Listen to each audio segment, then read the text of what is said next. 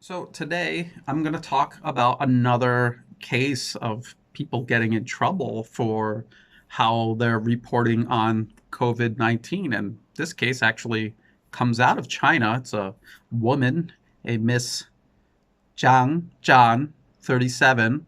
She was arrested, she was tried, and she was sentenced to 4 years in jail in China for her reporting on COVID-19.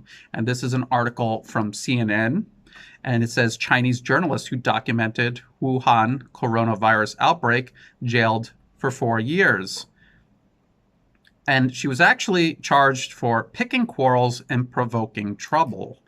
And as I'm going to show you here, this is a little bit of a case of Western hypocrisy because we know people in the West get in trouble for what they say about COVID-19 and for criticizing pharmaceutical companies who are known to be corrupt, who pay tens of millions of dollars in fines regularly for being corrupt.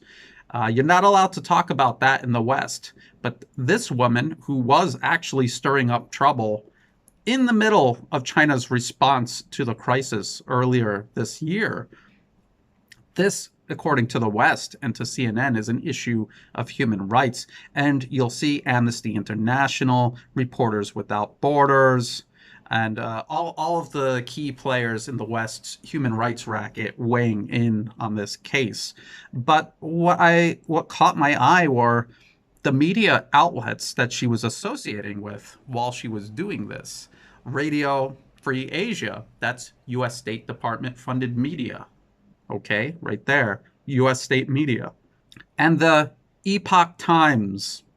And if you don't know what the Epoch Times is, and that's kind of where this is all going to go, is going to be looking into this and then coming back to Miss Zhang and talking about what she was actually involved in here. The Epoch Times is, and here's one of the articles from March 2020 about Zhang. Here she is, and she's talking about, how horrible China is being to the people of Wuhan as they're trying to contain the crisis. And as we know now, pretty much every country around the world had lockdowns, told people to stay home, closed businesses, etc. So she's portraying this as some sort of outrageous behavior by China, but it's behavior that pretty much every country to one degree or another followed suit. So that's Epoch Times and its connection to her. But what about Epoch Times itself? And if you go to their own About Us, they're very clear about it was founded in response to communist repression and censorship in China.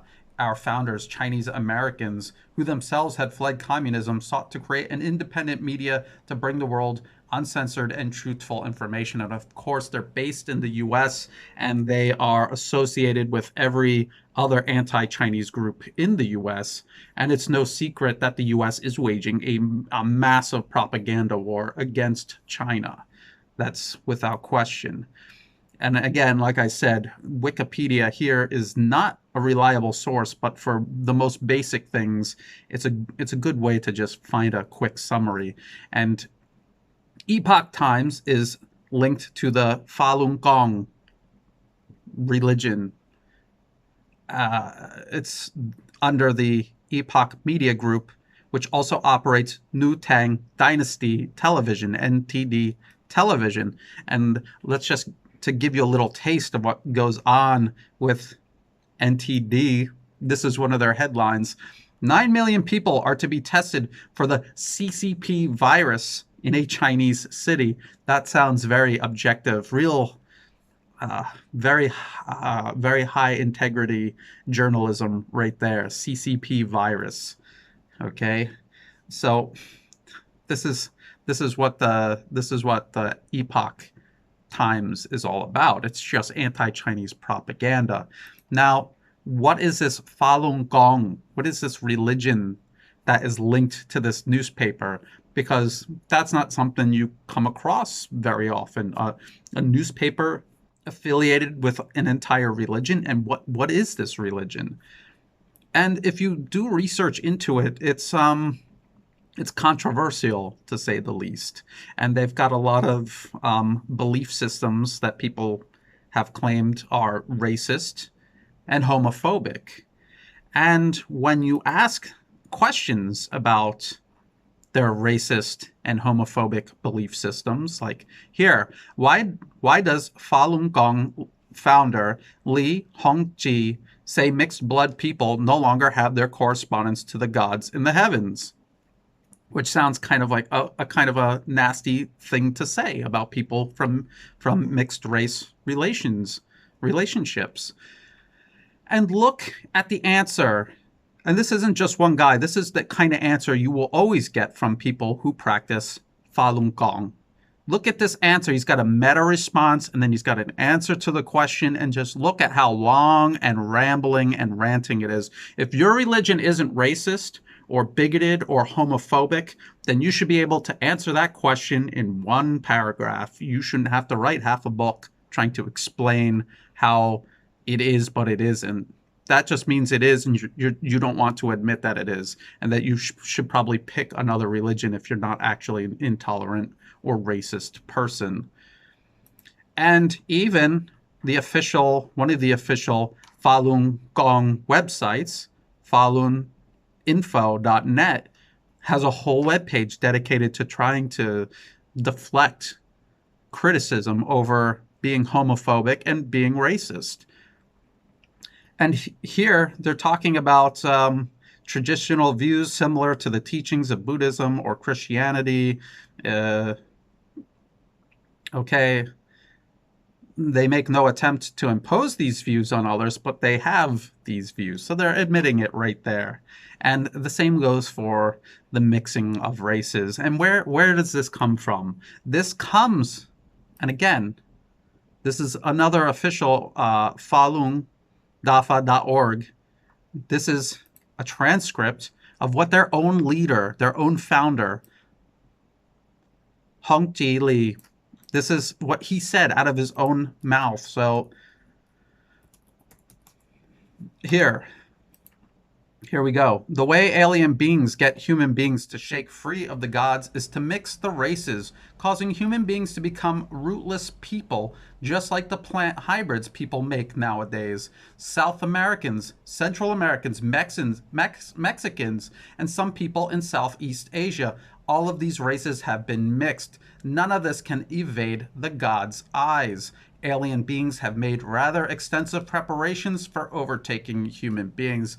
And I'm not one to judge someone on their religious beliefs, but this strikes me as being racist and unnecessary. And the person saying this sounds very unstable and detached from reality. And if you want to be like that, that's fine. Just leave everybody else alone. But if you make a newspaper and you're trying to spread a message out throughout society, you are trying to impose certain things on everyone else. And if that thing is rooted in racism or being homophobic, then I got a problem with that. Here, why is homosexuality considered immoral?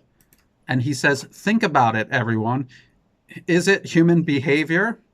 And then down here, when major things are done incorrectly, it's a case of people no longer having the moral code of human beings, and then they are unworthy of being human. This is him talking about homosexuals. And so, again, indefensible. And that's why you have to have a really long, rambling answer. When you're trying to defend something that's indefensible, that's what you do. You ramble on and on and on to try to defend it. And let's be honest, someone who is a homosexual doesn't wake up one day and decide to be that way. They just are. It's something beyond their control. And to hold that against them is just fundamentally wrong on all levels.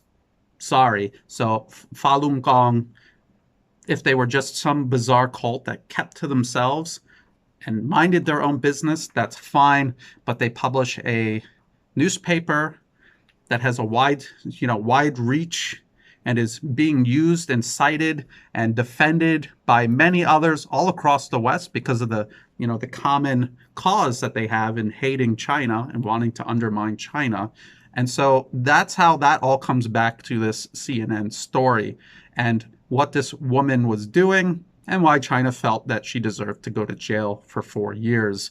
And let's be honest, a woman associating with this cult and with US-funded state media to stir up trouble in the middle of a crisis is a lot worse than some guy questioning corporations we know are corrupt and the products that they're making and wondering whether they're safe, effective, or necessary. It's two totally different things. And yet in the West, ruining that guy's life is okay, and putting this woman in jail for stirring up trouble, that's not okay. This is a human rights issue suddenly, so says CNN and all the fake human rights organizations they cite in their article. So I just thought that this was another interesting example of the double standards the West applies. It kind of is a little slice of the US propaganda war against China, and it also was a good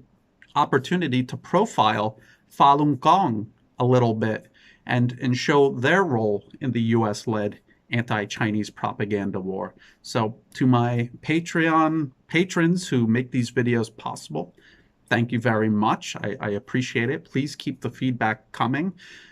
If you're watching this when I publish it publicly, if you thought this video was useful, please like and share it. Subscribe to my channel. It's totally free to do, and it helps the channel grow, and I really appreciate that. And to everybody helping in every way, liking, sharing, translating, subtitles, just sending kind words to me by email or in the comment section, giving me news tips. Thank you so much. I honestly could not do it without you. And as always, thank you for watching.